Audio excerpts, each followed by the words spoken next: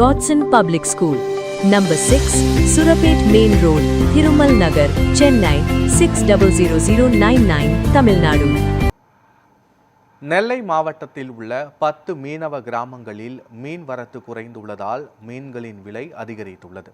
தற்போது மீன்பிடி தடைக்காலம் அமலில் இருப்பதால் விசைப்படகுகளில் மீன்பிடிக்க அனுமதி இல்லை.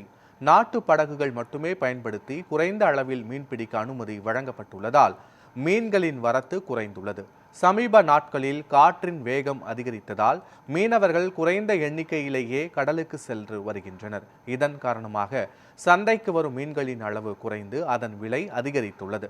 கடந்த வாரம் 150 ரூபாய்க்கு விற்பனையான சாலை மீன் தற்போது தரத்தை பொறுத்து 300 ரூபாய் முதல் 400 ரூபாய் வரை விற்பனையாகிறது. அதேபோல 200 ரூபாய்க்கு விற்பனையான விலை மீன் 600 ரூபாய்க்கும், பாறை மீன் 600 ரூபாய்க்கும் விற்பனையாகிறது. மீன்பிடி தடைக்காலம் முடியும் வரை இந்த விலை உயர்வு நிலை தொடரும் என மீனவர்கள் தெரிவித்துள்ளனர்.